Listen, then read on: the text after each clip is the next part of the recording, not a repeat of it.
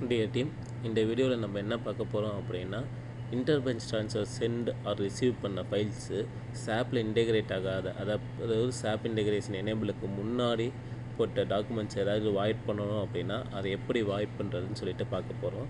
First வந்து logistic மேனேஜ்மெண்ட்டில் interbranch transfer send or receive screen open பண்ணிவிட்டு இதில் வந்து பார்த்திங்கன்னா இப்போ SAP ரெஃபரன்ஸ் நம்பர் இல்லாத ஏதாச்சும் ஒரு டாக்குமெண்ட் நம்பர் சூஸ் பண்ணிக்கலாம். இப்போ இந்த டாக்குமெண்ட் நம்பர் பார்த்திங்கன்னா வந்து SAPோட சிங்க் ஆகலை.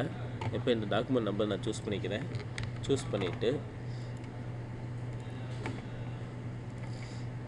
SAP இன்டெகிரேஷன் ஃபோல்டரில் இன்டர்பெஞ்ச் ட்ரான்ஸ்ஃபர் அதில் SAP இன்டர்பெஞ்ச் ட்ரான்ஸ்ஃபர் ரிவர்ஸ் ப்ராசஸ்ன்னு சொல்லிவிட்டு அந்த ப்ராசஸ் ஓப்பன் பண்ணிவிட்டு அந்த ப்ராசஸில் அந்த டாக்குமெண்ட் நம்பரை போட்டு ஸ்கிப் SAP நம்பர் அப்படின்னு சொல்லி செக் பாக்ஸ் எனேபிள் பண்ணிவிட்டு ஸ்டார்ட் கொடுத்தேன் அப்படின்னா அந்த டாக்குமெண்ட் வந்து நம்மளுக்கு சக்ஸஸ்ஃபுல்லாக ரிவர்ஸ் ஆகிடுச்சு.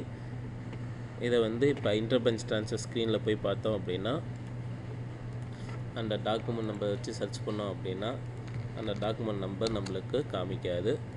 இதே மாதிரி ட்ரைனிங் வீடியோஸ் எல்லாம் பார்க்கறதுக்கு ஜல்தி.store வெப்சைட்டை நீங்கள் யூஸ் பண்ணிக்கலாம்.